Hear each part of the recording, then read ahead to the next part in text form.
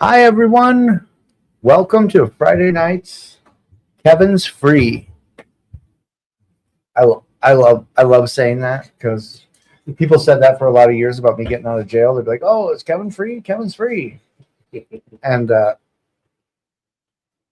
we have an open door policy here on the first two Fridays that anyone from the meeting and from the community can come on and talk about their recovery. And we hope that you do come down. I'm here with Mike. Hello. And whoever else comes in the door. Otherwise, I'll just be talking to myself. How you doing tonight, Mike? Doing pretty good. What's your recovery look like these days? It's mainly just a whole lot of work. Being a dad. Just finished my upgrade test for being a Boilermaker. What's a Boilermaker?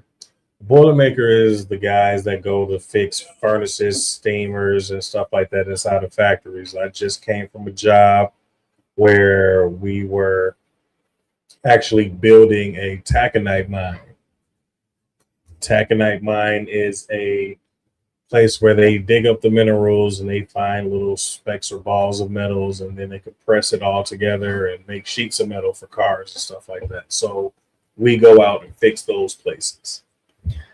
Oh, so you're saying I drive a car because of the little things that you do to make that happen, Pretty much. and probably a million other things that are probably So their saying, their slogan is "We build America." So here's a good question, and I feel this way about my job. But what would your job be like using? It's got to be hot, Super hot. super hot, like Super hot, dangerous. And since I've started, probably about 5 or 6 people like committed suicide. So it's like really, it's like strenuous, lonely, it's stressful. oh, so like right up our alley, Yeah. right up our alley. Yeah. Sounds pretty normal for an addict. But they don't mess around with the drugs. They have annual drug tests. Depending on what job you are on, there will be drug tests because it's dangerous work. Right. Yeah. I mean, I'm finally happy that I'm not getting drug tested that much. Yeah. Because I'm off paper now, and like, you know, my house will drug test me occasionally, but I've been so good for so long that they never do. And like, I'm not using, so I'm not super worried about it. But like, for maybe the last 25 years of my life, there was always a drug test, no matter what, whether I'd come in on probation violation or seeing the probation officer or whatever. I forgot what that's like to have a job where they be checking to make sure. Yeah. I I don't know, for the last 2 years I've been just so at it working, it doesn't even cross my mind. I don't even do anything. I literally just work, take care of my kids. That's it. Yeah. Yeah. I literally do nothing. That's all right. I tried to say that the other day. I was like, I'm kind of lame. I go home early. I go to bed early. I get up early. Yeah.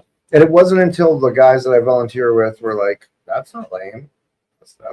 That's what being an adult is. Yeah, that's like what happens." Like, you know, and it's funny because I do see a lot of people that kind of have wild recovery lives, and they're like, "We're going dancing," and I'm like, oh, I mean, maybe.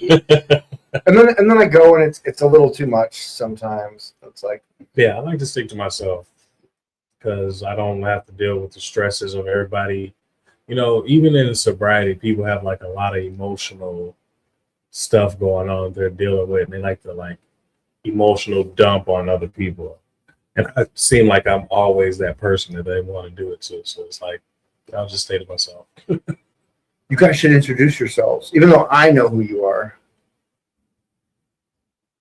I'm Jody. Hello, Jody. I'm Dana. I'm an addict. Hi, Dana. I'm happy you guys are here. If you guys weren't here, I would just be here. By yourself. I spend a lot of time by myself. I enjoy time by myself. I didn't know how to be with myself until recently, but I didn't want to be on the show by myself. Yeah, that'd have been Rambling. I'm like, oh yeah, you know, if you guys was going the same pathway I went, you figure out real quick. You don't want to have a cut on your forehead every time you fall in the ditch. I just be rambling on. What's new? So what's the subject? What are we talking about? Oh man, I don't even have anything put together. I'm gonna be real with you guys. I worked more hours this week than anybody, and I thought about some things that I'd like to do, and this is supposed to be the open show, Right. which is the open show. Like, you know, do I like pull people on and tell them what to talk about? No, I want people to tell me what they're doing to stay clean right now, how they can help others stay clean, what that looks like in their life, you know, because the longer we stay clean, and whether you want to admit it or not, but you're showing other people that it's possible. And I forget that until I come to a meeting and I hear people that are like, I just crawled out the gutter. Yeah. And you know, and you hear their best ideas and they're sharing, they're like, yeah, this is what I'm gonna do, and I got it all figured out. And you're like, oh man, I was there. And like, I hope you don't go down that road, but I also know that, you know, so, you know. I have a friend that emotionally dumps on me as well. And she was staying with me because she had a problem at home, blah, blah, blah. I had to send her home because she was drinking in my house. Yeah. She woke me up 3 times in one night because she was having a blackout. She was freaking out. And I'm not for that. Setting boundaries is part of sobriety. That's the best part of sobriety. We've all done that to someone, though. No. I've done it to someone for sure. I probably don't want to admit it or think about it, but like, I don't think that I've ever gone to someone else's home And woke them and up out shown of my sleep. ass. Yeah, no. oh well, no. I mean, well, I don't know. I can't remember everything. Yeah, I even in my addiction, I was always like to myself, I like being alone. Because you don't have to deal with other That's a people. bad place to be sometimes when you think about it. Like, you think it's a great place to be, but like when I'm alone in my addiction, I get really dark. Yeah. And with that comes all the dark stuff, you know. It wasn't until I put myself around other people that I learned things that I thought I wanted to learn. And then when I got off addiction and like to be around people, I also like learn things. I was at a meeting last night. It's called the Thursday Night Homeboys, and it's like a meeting at people's houses, and it's kind of by invite, I think. It's like a really random. Everyone there's got like mad years. There's a few new guys, you know, but a lot of those guys have mad years, and they were talking about, you know, and they're such humble guys. They were talking about, you know, the adventures that they get to have in recovery, like what that looks like, you know. And like, I work a lot, but I take time to be able to do things so that I'm not just working, because you have to live your life. But I mean, like, we're fighting to have a life. I fought so hard to have a life. What does that look like? You know, where are you going? What are you doing? Who are you doing it with? Yeah. You know, they were talking about who they keep themselves around. And I like am still halfway in with my foot in the sober house. So I'm like able to like hang around with all the newbies and their best ideas, you know, which at this point, you know, I've been clean for long enough, a little while. And, but hearing that last night was a big reminder.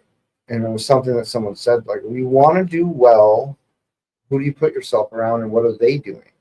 And you could always bring your best ideas here. And one of us has done it. And we can tell you what we think.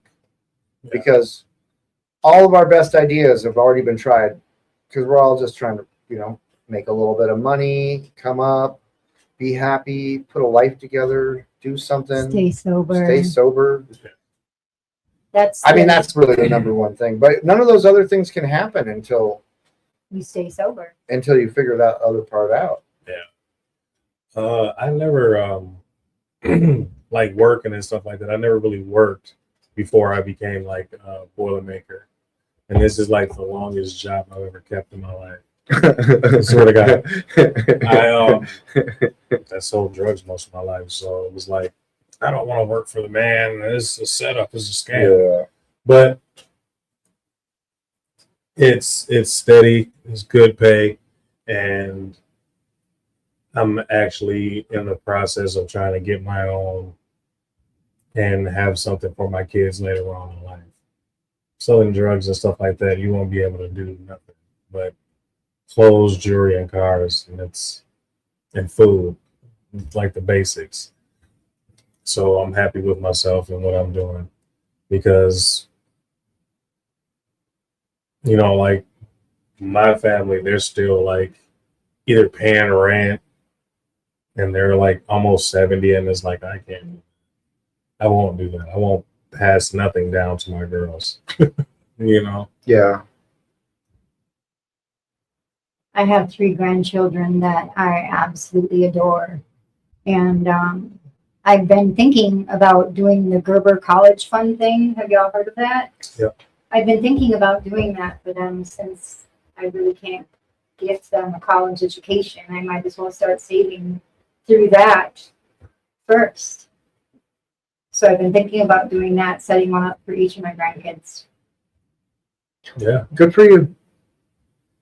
I come from good parents who, I feel this like an interesting thing. Like when you help the kids, they tend to be all wild and crazy.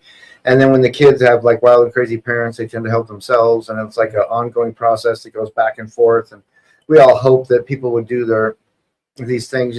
I was gifted this opportunity to go to college and did well with it. And while I was there, I saw a lot of people who ended up there and didn't quite understand it like I did, like how important it was. And who knows if I'll ever use my degree for anything, right? Like as of right now, I'm working nothing to do with my degree. I got a job before I got the degree. The job I have right now. What is your degree in? Well, I started out for addiction counseling, and I accidentally got an associate's of liberal arts and Native American studies, and I have the addiction counseling degree. I'm like 1 internship, 2 internships away from having a temporary license and a bachelor away from having a licensure. So I could work a lot of things with all that. I also could change a lot of things up. As of right now, I can go to a prestigious school and I have all my generals done. So if I want to focus on some sort of study or change something, I can do that. And I didn't know any of this stuff. Like when I got there, I was going to steal a copier. Or the money or whatever. I had those great ideas, and it's funny to be able to say that to people today. Dana was there with me the whole time. Yes, I was, and he left me. Guess what? You're running the show over there. You're next in line. Everyone else is dipped out. You're doing it. You're putting on. Tell me about this big festival you're putting on in September. How did I know you were going to ask about that?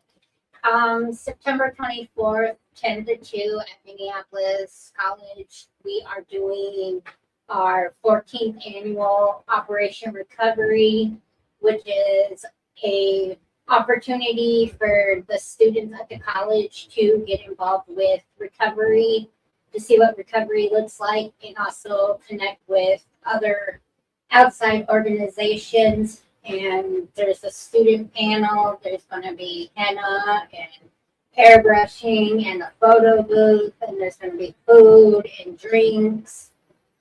And who's doing all the paperwork behind the scenes right now? Me, Casey, and the president, Courtney. Exactly. So you deserve a pat on the back for that. You're working hard.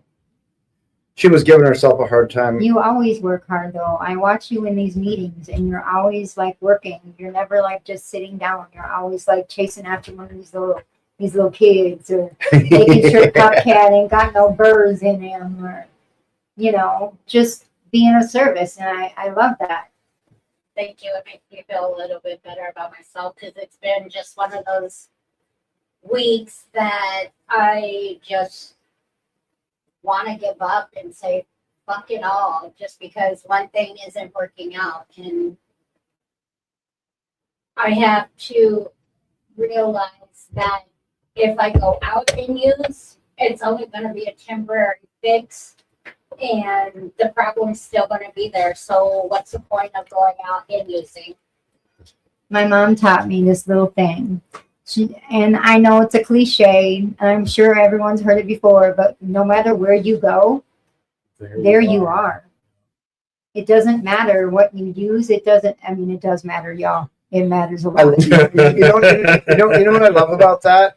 It has deeper ramifications, as in there you are, as in who you are, and who you get to be, and how you get to show up there is Right. the part that you get to work on. Because Right. like if you're never working on that and you're trying to show up places, you show up as the person you don't really want to show up as, and you don't realize that for a long time, you know? And like someone was asking me, they're like, "Oh, you must be out like hitting on girls and all this stuff earlier." And I was like, "No, I pick people up and take them to meetings, and I help my friends and their kids out, and I volunteer for stuff, and I show up for the people in my life. Like I'm not out there. Being irresponsible. I mean, I'm the most irresponsible person you'll ever meet. Well, That's over. I don't, Let's be real for I a don't second. mean losing your keys irresponsible. I mean you're responsible. I am today. I have a hard time owning that because sometimes I still do irresponsible things. I mean, Yeah. like I like to think that I'm going to like make a list every night of what I'm going to do the next day, right? And if I don't meet that, I'm not happy with myself. But like sometimes you just got to get up and like go with it. You know, you'll never end up in those places where you just like those God moments, right? How did I end up here? This is where I was supposed to be. I connected with these people. I ran into a girl tonight who we never really talked very much here. And I saw her Facebook, and the reason it struck a nerve is because she's from where I was born in Havre, Montana. Before I went to Alaska, I was born in Havre, Montana.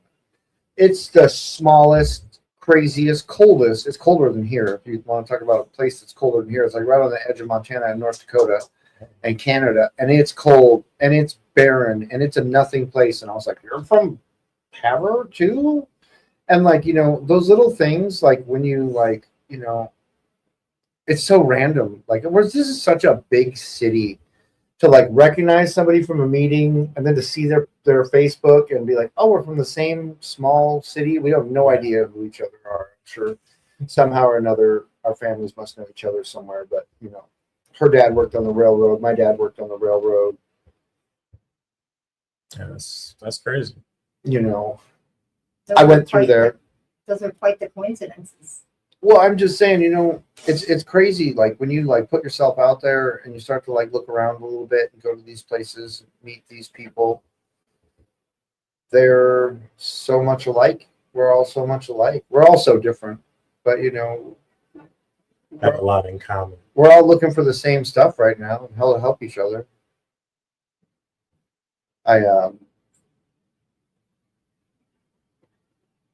I was asked to do this podcast like I don't even know how long ago I started doing this, but I wasn't really that excited. It was kind of scary. It was a scary thing to say, "Okay, yeah." So, no, you'll be fine. And I'm like, I don't know who watches, how much they watch, you know, what kind of fans. But I do this. I show up and I make this happen. I open the door. I set up a program that I don't even know. Like nobody really even showed me how to do all this stuff, and somehow or another I can figure it out. By God's grace. Only by God's grace. But you know, here we are on a platform. Here we are on a platform connecting with people that one day when I'm not doing this anymore, they're gonna be like, "I used to watch that show." And like sometimes that happens in my life where like people know me and I don't really know who they are. This is a big city. Very I big. live in a suburb, so I don't know. What I mean, I count the whole thing. I work all the way out in every direction in an hour, and I'll tell you something. The people are the same. Yeah. They might get richer the bigger places you go to, but you know, there's a lot of amazing people here. Nice Minnesotans. Everyone is touched by addiction. So many times I've been at the YMCA hot tub with a bunch of guys, and somehow it comes up. Oh yeah, AA meeting this morning, and I'm always blown away because so many people have issues and are dealing with it here. You know, and that's the other part. Are dealing with. I've been to a lot of places, and maybe I was in the wrong place at the time, but I felt like there just wasn't enough going on to make that better. And like, you know, the more I look around, this is the birthplace of a lot of things. Yeah. You know, like, and I try to, like, I lived here 3 years. I'm like, oh, cereal came from here, you know, and like you look around, like big malls came from here. Like, I'm not saying malls came from here, but the biggest malls ever came from here. And it wasn't just the Mall of America. It was like Maplewood and Ecolab and like all the great things. Belt. All the great things, you know, have come from here. Hi, Shelby. Shelby, say hi to everyone. This is Shelby. She's adorable. And you know, I sometimes say it's the birthplace of recovery, which isn't true, but it is the birthplace of addiction medicine. Or it was the place that addiction medicine got big. And with all that came so many different like levels of people working in the field and helping people and helping each other. And you know, I go out into these crowds and like everyone's working CPRS now, which is great because like addicts with charges are out there helping other addicts, you know, with like-minded stories. And not everyone makes it, you know, but that was my story. I love to hear that. Oh, I didn't make it. I'm like, oh, just keep trying because here we are, you know, and every day I stay here, the day, even on my worst days, the day is way better than it was out there. Yeah, most definitely. You know, the one thing that I've had to run into since being sober is like all the trouble that I was getting to when I was in my addiction. Like, so I had to go to like 4 different states. I was getting extradited from jail to jail to jail, like 4 different states. And then like, it's like I got pulled over more now as I'm trying to like straighten out my life than I've ever had before in life of crime. So I had to pay so many fines and fees, and it's like, dude, it sucks, but it's like there's way other issues. There's people out here going through instead of like paying for stuff, but actually having the cash for it. Do you remember how many? I'm right there with you on all that. Do you remember how many times we could have been pulled over, and we used to call it with our pants down, right? Like, I didn't happen to me, but there was times that like if they'd have pulled me over, there would have been no way to clean that. There would have been no way to clean that mess up. Yeah, 20, like, 20 years, 30 years. And so when the lights come on today, my brain goes to a place where my old brain used to go to, and then I remember that I don't have anything in the car. Yeah. I'm not in trouble with the law in this state. I'm not doing anything crazy. I'm usually not even speeding, which is another weird thing. You know, See, they can't get me on that. When I used to drive, I'd hit that cruise control. I might have to start doing that. My little brother called me, he nicknamed me NASCAR Ninja. Because the way that I used to be able to get from Minneapolis to Lindstrom in about 30 minutes, 20 minutes. 30 Yeah, minutes. that's my problem this past summer. I was speeding everywhere, you know, usually going back and forth to work and home and stuff like that. And the same cop will like pull me over. He's like, dude, this is starting to get embarrassing. Like we're technically friends now. I was like, well, maybe you should just stop pulling me over. So you should stop speeding. I don't have any drugs. I'm Don't not watch doing me anything. speed. Yeah, look the other way. Blink really long. So, I took a lot of thinking error classes when I was in jail, and that was probably one thing that like kind of saved me was being able to take accountability for some stuff. Because when I was using, I had like different beliefs about the law, and I was like, I don't believe in the law, but I believe in like treating people right. And you know, something that I learned recently was how I show up in my recovery and how I show up on the road is to be able to be the best driver that I can be for the people that need that. Not everyone needs that. And there's a lot of drunks out there still driving around crazy and we're in a huge, Yeah. I mean, it's not as bad I as see him California. on the road all the time. But you know, even if I don't get to cross someone's path, I still have the opportunity to show them what that looks like. That you know that we can be safe, and I know my mom's happy when she hears me say things like that. I'm out there like not highballing corners and doing crazy dumb things. I did get a flat tire taking Anna and Shelby home on some bald tires that shouldn't have even been driven on by like I think a year as long as they should have been changed a year, and like somehow we were on the freeway and it wasn't a big deal, and like I was so lucky to be able to make it home without hurting anybody or myself, you know. I'm glad that no one was hurt. yeah, because that could have been really dangerous. It's really dangerous. Blowing a tire while you're driving, it could I still think like an addict end would. very badly. My addict self was like run that thing till the tires burn out, right? You know, like that was kind of my No. thought process. I mean, when I had a lot of drugs, I was worried about getting pulled over. If I was drinking and driving, I was worried about getting pulled over. But for the most part, the rest of the time, we didn't care about anything. And so, you know, you have to get rid of those beliefs and go through those struggles and find out what that looks like to be able to like. I didn't want to spend $700 on new tires. The car doesn't cost that much money. So me spending the $700 Strictly for safety. was strictly for safety and the people that I deal with, which I'm not gonna lie, a lot of times I'm like, yeah, I'll give you a ride from a meeting, and like I don't think about that. Like, how do I show up? How do I get to show up in other people's lives? How do I get to show that to other people? You know, because we do a lot of crazy things. Still, No, I don't. I work. Oh, well, my job, I do crazy stuff. you do, Oh yeah, you do. the most sketchiest stuff. Like my job, it kills a lot of people or injure a lot of What do you people. I'm a boilermaker, so like we go to factories. Like the job I just left, we was building a taconite mine, and we do some of the sketchiest stuff that it'll easily kill somebody. Mm-hmm. But we're so used to like being Right. safe about it that we just don't be safe about it.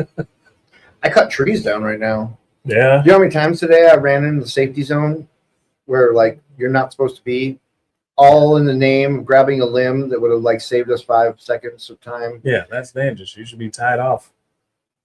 I mean, you know, I'm gonna be real with you guys. I love this right now. I could be doing a lot of things. Oh yeah. I could be doing a lot of things. I've had a lot of opportunities, and I'm kind of happy right now. I mean, I'm tired, but I'm getting tougher. Yeah. I would never thought I could do this. That's another thing. You know, every time it's hot out, I think, oh, I remember what it was like to come to a job like this on drugs and how hard it was to go home afterwards. Oh, and you were like, yeah, you know, and then you would like spend half your paycheck on drugs later on, like, and somehow barely make rent or whatever you were doing that would make some sort of sense. But it was so painful to live like that, just to be like that, Mentally draining. mentally draining and Yeah. everything, you know. And like today, I can show up on a Friday night after a very, very long work week, Yeah. and still have something for people. See, I don't do crazy no more. I just sit at home, I read my Bible, haven't been doing too good on that lately, but see, I'm enough crazy for me. Yeah. I'm enough crazy for me. I don't need any additional madness in my life. Or like extra fun. It's like, no, you have a party of my own hip. Or I just sit back and watch my kids act crazy.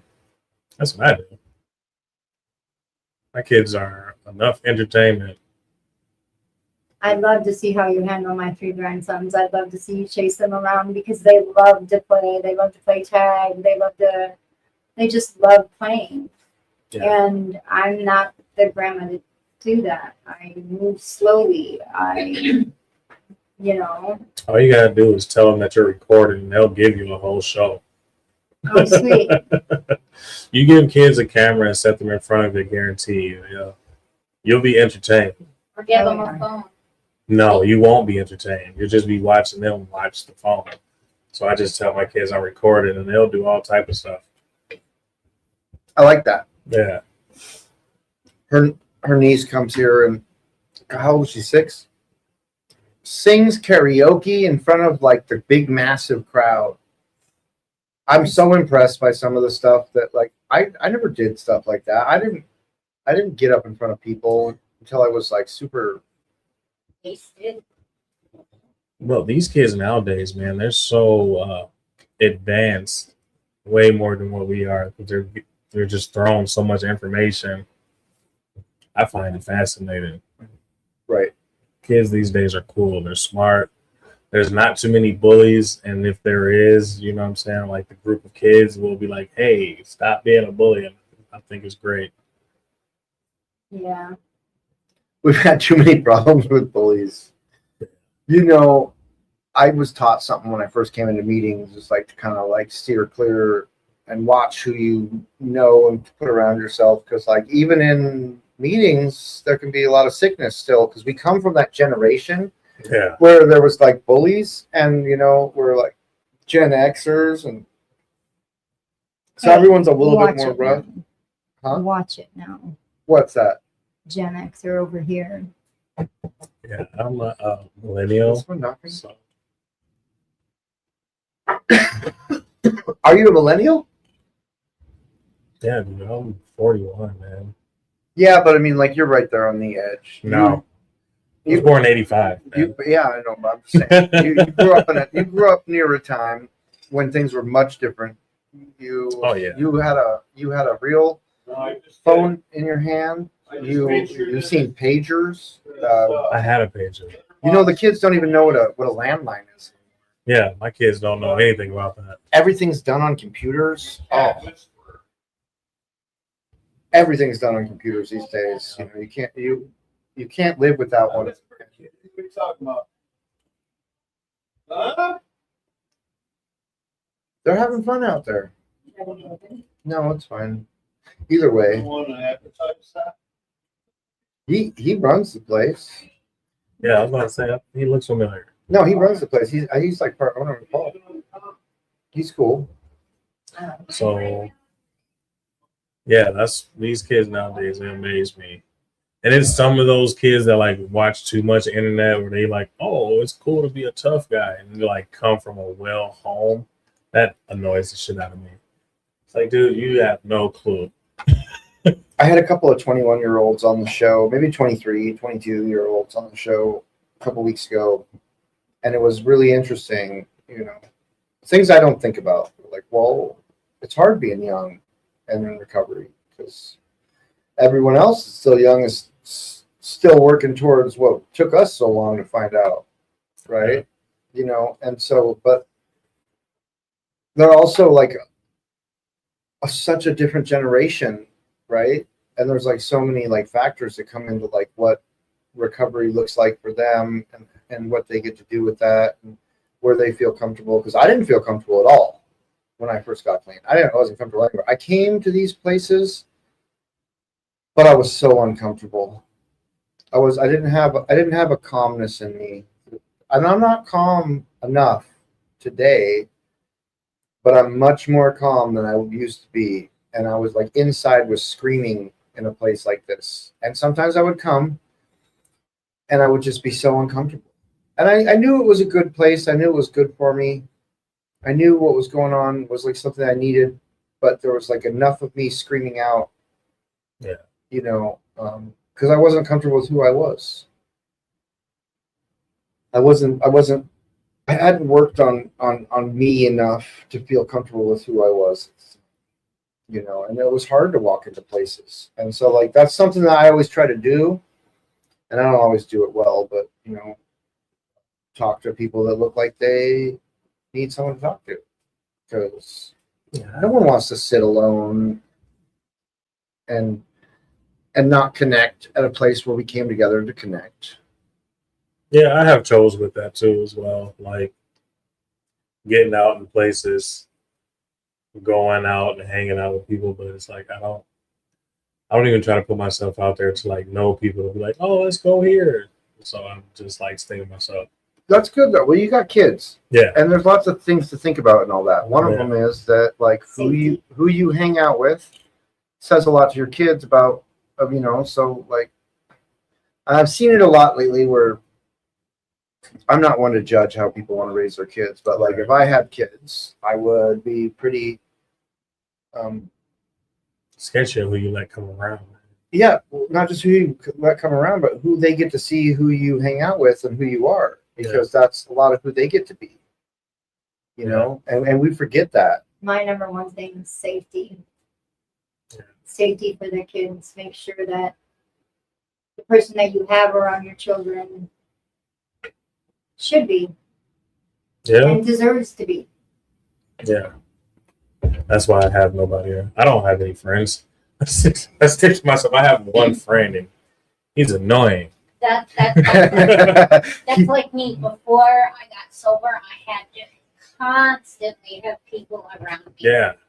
And now that I've got sober and I'm starting to work on myself, I find I like being by myself Yeah. more than I like being around people. Yeah. If you look at the people that you used to hang out with in college, your friends and all that stuff, if you look at them now and who you are today, you'll be like, what was I thinking? Yep. So now I'm very cautious of who I let around me. If you can remember this, they weren't your friends to begin with, they were your using buddies. They were your using buddies. Yeah, but I also grew up with like most of my friends from like 6th grade. You know what I'm saying? snap. We was Second grade, Yeah. and like some of them just recently hit treatment. I don't know. Like I had a buddy just get out of treatment. We've been best friends since like the beginning of all the trouble, right? Yeah. And he never really got into drugs, but he drank all these years. He called me up, and I haven't talked to him in like 25, 30 years. He called me up the other day and was like, "I just got out of treatment," and he's like, because he's you know knows all the warrants of mine that have hit over the years, how much trouble I've been, how many times I've been to treatment, like what I'm doing right now, and like some people see that, you know, they go on my Facebook and see my college graduation, what do you call it, and like all the like little things and Your accolades. And so they just kind of assume, you know, and don't get me wrong, I like to connect with people and help them out. It's tough though too, because that's a best friend from the beginning who Before is as new as some of the people that walk into these meetings. It's like, I got 9 days, and you know deep in your soul that it could go either way. Yeah. That I hope that they put themselves through enough that they're done. Yeah. But that's not always the case. And nothing that I say is going to make that happen Or easier. you know, because it's different for everyone. Yeah, like a person I consider one of my best friends, he's like struggling with fentanyl addiction. And he's like, oh, I'm sober this long. And then he's back on it, sober this long. It's like, dude, I can't be around you. You know what I'm saying? Like, I'm here for, you know what I'm saying, moral support, but as of like helping you out financially and stuff, and it's like, I can't do that for you. I have kids, dude. I can't care about what you need more than what my kids need. My kids need me to be active in their life and showing up in their life. I can't always come to your rescue. You're a grown man with no kids, no responsibilities. Well, see, I guess that's where I find myself fortunate is because I don't have kids, but I get to show up for my niece and my nephew. Yeah. And you get to show up for all the kids every time Yeah. time you show up for the kids. Dana, point that mic at you. You're killing me. You should know better than this. You have to point it at you. You're killing me. No, you have to point it at you. You're killing me. And then speak into it. Uh-huh. I got that reference. You're killing me, Smalls. You're killing me. Well, we sit out in the meeting out there all the time, and a lot of people will get so into their conversation, their share, that they don't realize they can't hear themselves, and they're just like sitting there talking, and everyone's like, "I can't." This is a big room, and it's a lot of new sober people, and they're just, it's like I wouldn't say a Bible thumper, but person that just hears about Jesus and he's out there and he wants to talk to everybody because they're sober. So Yeah. they're not even really listening to the person that's trying to share. So it's like a lot going on. I mean, people hear what they hear. I remember when I first heard some of the best things that I ever heard. And maybe today I don't connect like that. I connect in a lot of other ways. Last night was like the most I'd connected in a long time because I kind of like hung out with people that were like been sober longer than me and are like really living their lives. Go off to like these like camping trips with the same group of AA guys that they have been doing that with for years. Yeah. And they're like, when I really realized where I wanted to put my time and energy into and what was going to be good for me was when my life started being successful. And it was a big reminder because like I stop and help all kinds of people all the time. And sometimes I say no. And sometimes I feel bad about it. Sometimes people just assume that I have the time to help everybody. I had someone get mad at me about that not that long ago. They're like, "Oh, well, I'll just gonna have someone call you." And like I'm just out here Just 24 hours a day with the freelancing recovery time. hotline. And don't get me wrong, I want to help the next person because I know that when you help people, you figure things out about yourself. Like you learn things about yourself along the way. You hear parts of you because we're all the same, right? We're all different, but we all have the same problems, and we all, Yeah. It's tough though. It can be tough though sometimes, because when you're sitting at home and I like to be alone too. I don't like being around a bunch of people, except for here, because I know I can go home and close the door and everyone disappears. That's it's important to come to the meetings, but it's also important to listen. Yeah. And I'm learning that. I heard somebody say one time coming to Will Work, and this was like when I was first coming, and they were saying that it's okay to be a villain in somebody else's story. Like just meaning that somebody's always going to have something bad to say about you, but is it true or not? Who cares? who cares? Because you have to be selfish in your sobriety. So if that makes you a villain, so be it. Yeah. I believe it. I was terrible to a lot of people. I've been terrible to people sober. Like I didn't come into this knowing how to live like a good human being. I've been at a sober house and I've lost my everything a lot of times. I lost my shit at school in a really professional setting to the point where I've had to apologize. And something that's interesting about being working a program is that we're able to recognize sometimes where we're wrong and apologize for it as quickly as possible and correct that mistake, because that's like sickness you don't want to live in. So someone said the other day that anger is it's a sickness that you put on yourself over someone else's mistake. Yeah.